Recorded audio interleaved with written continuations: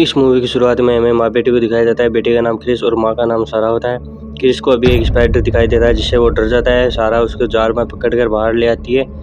तभी क्रिस अपनी माँ से कहता है कि आप मेरी डैडी को यहाँ पे साथ क्यों नहीं लेके, अगर वो यहाँ होते तो इस स्पाइडर को भी मार देते। और फिर वो गुस्से में आकर अपने जूते के नीचे उस स्पाइडर को मार डालता है। तभी उसकी माँ उस पर गुस्सा करती है और वो जंगल के अंदर भाग जाता है। और सारा भी उसके पीछे पीछे जाने लगती है और जंगल में जाके देखती है कि एक वहाँ पर बहुत बड़ा गड्ढा बना हुआ है। वो उसे देख के बहुत ज़्यादा हैरान होती है। तभी उसे बेटा उसको क्रिस दिखाई देता है और उसे वहाँ से लेकर आ जाती है।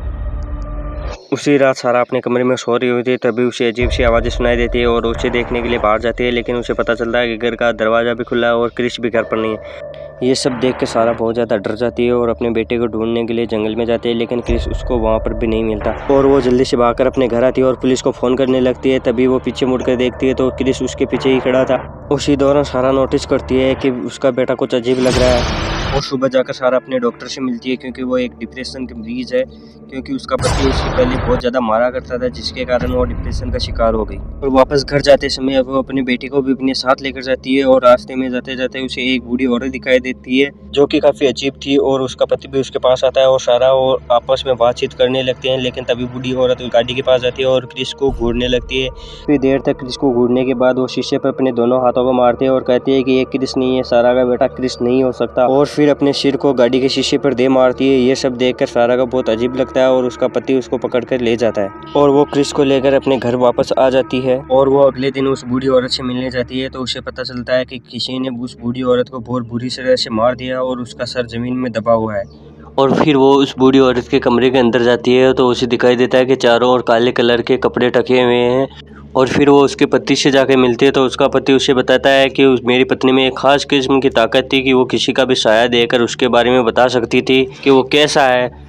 और उसने हमारे बेटे के बारे में भी कुछ ऐसी बात बताई थी कि हमारे बेटे के अंदर एक बुरी आत्मा छुपी हुई है। तो फिर शेरा उसे पूछते हैं कि आपके बेटे की मौत कैसे हुई, तो उसे बताता है कि उसके बेटे की मौत एक कार एक्सीडेंट में हो गई जो कि गाड़ी उस खुद की थी। और वो अगले दिन अपने बेटे के साथ बैठ कर खाना खा रही थी और उसे अपने बेटे का व्यवहार कुछ अजीब सा लगता है क्योंकि उसे जो खाना पसंद नहीं था वो उसे बड़े चाव से खा रहा। और एक दिन शेरा उस जंगल में वॉक के लिए गई हुई थी तो उस खड्डे के पास उसे अपना बेटे का सोल्जर टॉय मिलता है और वो उस खिलौने को लेकर अपने बेटे के पास जाती है और कहती है कि मैंने तुमको जंगल में जाने से मना किया था तो क्यों गई। और यह सब सुनकर क्रिस को बहुत ज्यादा गुस्सा आता है और अपने सामने पड़ी टेबल को सारा की ओर धकेल देता है। यह सब देखकर सारा को बहुत ज्यादा अजीब लगता है क्योंकि उसका बेटा बहुत ज्यादा छोटा था तो वो इतनी बड़ी टेबल को कैसे हिला सकता है। रात में जब सारा नहा रही होती है और उसके बेटे के कमरे से अजीब सी आवाजें आने लगती है और वो जब अपने बेटे के कमरे के पास जाके देखती है तो वो जाकर हैरान हो जाती है क्योंकि उसके बेटे मकड़ियाँ खा रहा था और उसका शरीर भी कुछ अजीब तरीके से मुड़ा हुआ था।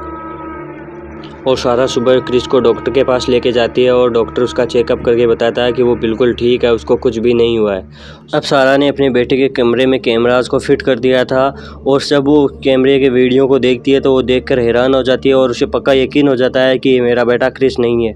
अब वो इन कैमराज को लेकर उस बूढ़ी औरत के पति के पास जाती है और उसे दिखाती है, लेकिन उस बूढ़ी औरत के पति ने उन कैमराज के वीडियो को देखने से मना कर दिया और साथ ही उन कैमरों को भी तोड़ दिया। और शेरा भी उस कैमरे को लेकर बिना कुछ कहे वहाँ से वापस आ जाती है और घर पर आके वो देखती है कि उसका बेटा बैठकर टीवी देख रहा था। फिर सारा एक बार चेक करने के लिए क्रिस को कहती है आओ तुम्हारा फेवरेट गेम खेलते हैं। इस गेम में वो 1 से 3 तक गिनते और फिर दोनों मिलकर अजीब से फेस बनाया करते थे, लेकिन इस बार क्रिस ने कुछ नहीं किया और सारा को भी यकीन हो गया कि ये मेरा बेटा नहीं है। और क्रिस को बहुत ज़्यादा गुस्सा आता है और सारा को दीवारों पर उठा कर पटकने लगता है, जिससे सारा को बहुत ज़्यादा चोटें आ जाती है और वो बेहोश हो जाती है। जब सारा को होश आता है तो उसे पता चलता है कि वो ज़मीन पे पड़ी हुई है।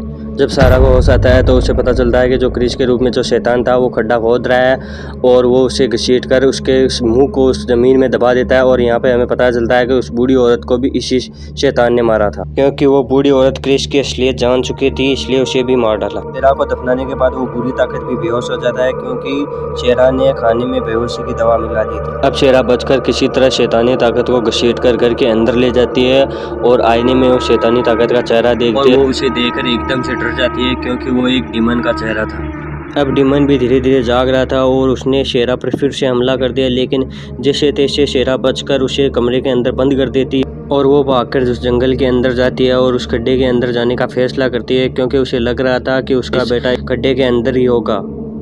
अब शेरा धीरे धीरे उस खड्डे के अंदर जाती है तो वहाँ पे उसे पता चलता है कि उसका बेटा अभी भी यहाँ पे बेहोश पड़ा हुआ है, जो कि अभी भी जिंदा है। अब वो जैसे तैसे करके उस सुरंग से बाहर निकलने की कोशिश कर रही होती है, लेकिन तभी हमें डीमंस को दिखाया जाता है जिसे देखकर शेरा काफ़ी ज़्यादा डर जाती है और ये बहुत ज़्यादा देखने में भयानक थे। वहाँ से निकलते समय किसी डीमन ने शेरा का भी हाथ पकड़ लिया और उसे छुड़ाने के लिए शेरा ने लगातार हमला किया और देखते ही देखते उस डीमन ने शेरा का रूप ले लिया। यहाँ पर हमें ये भी पता चलता है कि उस बूढ़ी औरत ने अपने बच्चे को इसलिए मारा है क्योंकि उसे पता चल गया कि ये उसका लड़का नहीं कोई डीमन है। अब जैसे तैसे करके सारा अपने घर आती है और अपनी गाड़ी की चाबियां लेती है और अपने घर को आग लगा देती है जिसमें वो डीमन बंद था, और वो इस टाउन को छोड़कर एक नए टाउन में शिफ्ट हो जाती है।